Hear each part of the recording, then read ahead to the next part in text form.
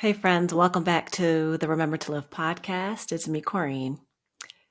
And I want to kick off this solo episode by acknowledging I know this year's been a lot already, and it's only January. So here's a reminder to protect your energy, protect your peace, find joy in where you can, and lean into the communities that nurture you and lift you up. And so, since it is the beginning of the year, and my birthday is also at the beginning of the year, I do a lot of reflection around this time. I do a lot of reviewing what have I learned in my life in the last couple of years that I can apply. How can I integrate those lessons into my life? How can I look at the habits that I have and create new ones or better ones that help me show up to life more, that help me find more of the joy and the happiness that we all seek? And one of these lessons that I've learned, especially these last couple of years being an entrepreneur, is that discipline is greater than motivation. And now I'm one of those people who historically, I like to do things when I feel like doing it. I look for motivation, I lean into motivation, but I feel like lately there's just been a lot of not feeling like it. And so I started looking at how do I get past this? Because I realize all the times I'm putting off all the things I know are good for me, all the things I know I need to do, not only for my health and well being, but for my business, for my relationships, for this life I'm building, for the experiences I want to have.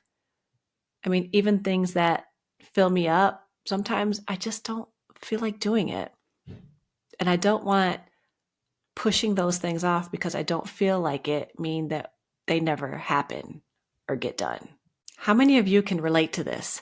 How many of you just ain't feeling it a lot lately, right? You're just not feeling like doing those things that you need to get done.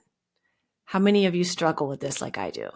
So as I dug into this topic more, I stumbled upon research on behavioral activation therapy. And it shows that taking action precedes motivation, not vice versa. And so many of us are sitting around waiting to feel motivated to do something. But in reality, taking the action is what brings about the motivation. Taking the action is what brings about the good feelings and the inspiration. Taking the action. So, how do we learn to push through and take the action when we just ain't feeling it? That's what I want to dig into a little bit today. So, I have a few short, quick tips to help you if you're struggling, especially this year, to find the motivation to get the things done that you need to do for your life, for your family, for your work, for your community. So, number one, start small. Sometimes we're unmotivated because we have these big goals, or we think we have to take these big leaps, or we think that we have to go all in on the change that we want to make in our lives. But in reality, starting small helps us take micro actions that will bring about the motivation to do more. So an example of this, a common example, especially we're at the beginning of the year, a lot of us are back on our health journey. We're thinking about going to the gym or working out more. Summer bodies are built in the winter, but it's cold and it's dark in the morning. And so when that alarm goes off, no matter how much intention we might have had for hopping out of bed and getting to our workout and getting to our movement, we don't really feel like it. So what's one small, tiny step that we can take to get started, right? It could be as simple as laying your gym clothes out right next to your bed, having your gym shoes right there next to your bed, putting your yoga mat on the floor next to your bed, rolling out of bed and do some stretches to help you get up in the morning. Like, what's the tiniest action that you can do to help you take that step? Or if one of your goals was to write more this year, if you want to write that book, or even just get your content out there, start posting more. Write one sentence. Like, you might not feel like it. You might think you don't have anything to say, but if you commit to sitting down and writing one sentence, I guarantee more will follow. Or like that book that's been sitting next to your bed for 3 months that you've really been wanting to read, but you swear you don't have the time for. Read one page, just one page, and see what happens. And now the next thing that you can do to make that tiny step even easier is remove friction. If we go back to the gym example, having the clothes right next to your bed removes the friction and the excuses of having to get up and find your workout clothes and find your gym equipment or having to move to a different location. So having those things ready removes the friction of having to get prepared in the morning. I know some people who even sleep in their gym clothes so they can just pull the covers back and go. And once they get into the action and the movement, they feel better.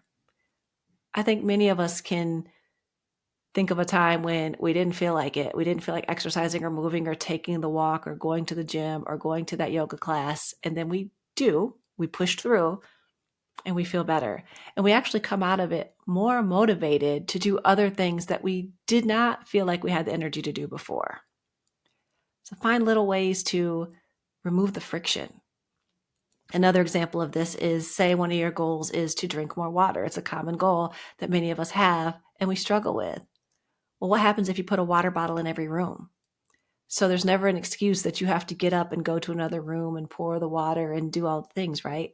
How do you find small ways to remove friction in your life to help you take those tiny steps, those micro actions that will bring the motivation, that will bring about the change in your life? Okay, my third tip for today, and this is one that's probably helped me the most on this journey, and that's pairing it with something that you enjoy. So many times, even if we've removed the friction, we've identified a tiny micro action to take, we still just don't feel like it. So how do we pair some of these things we know we need to do for ourselves with things that we also know we enjoy? So that way we can manufacture some motivation to get us going so we can start the real cycle of taking action and bringing about those good feelings and bringing about the true motivation. A perfect example of this is that show that your friends have been telling you to watch that you've really wanted to watch just to kind of binge out on, but you haven't given yourself the time to sit down and relax because your to-do list is so long.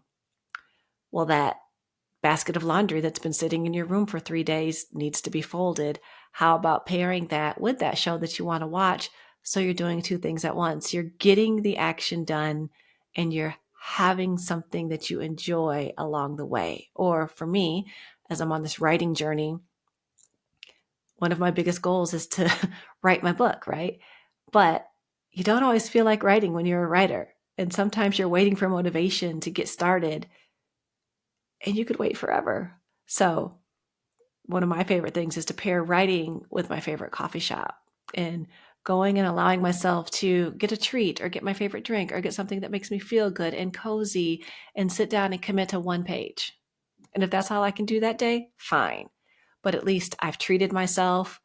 I've written something, but rarely once I write one page is that all that happens. So pairing those things together really helps to give me the boost that I need to push through when I just don't feel like it. Another one of my favorite examples here is listening to a podcast or even listening to a story that I'm really into.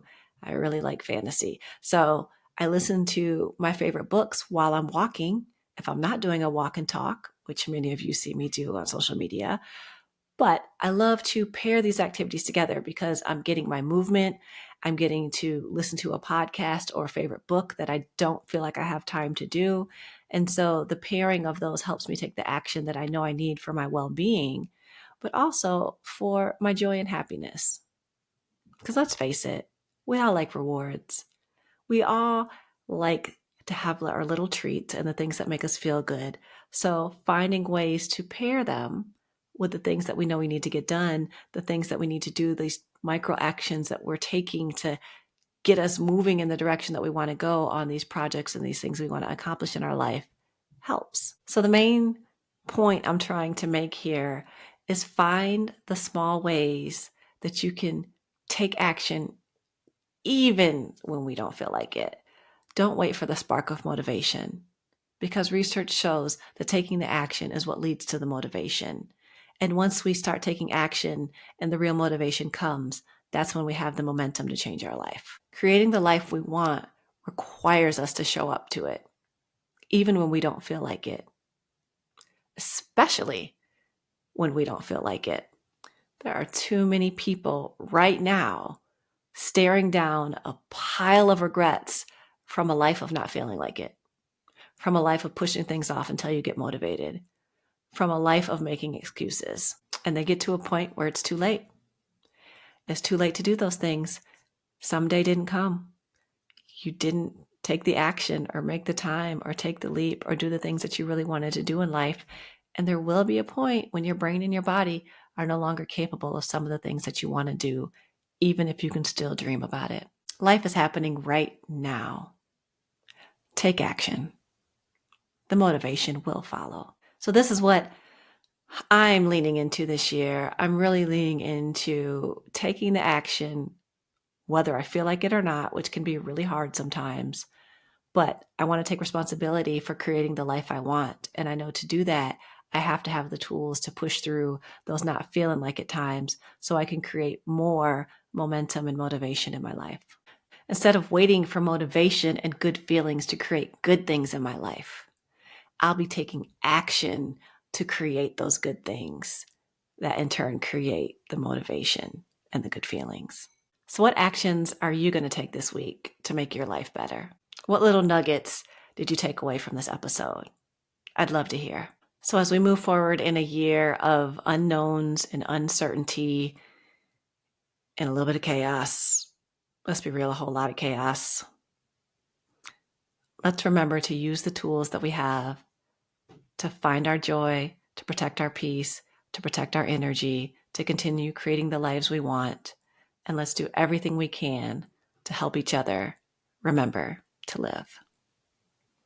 Until next time, my friends, sending you love and light.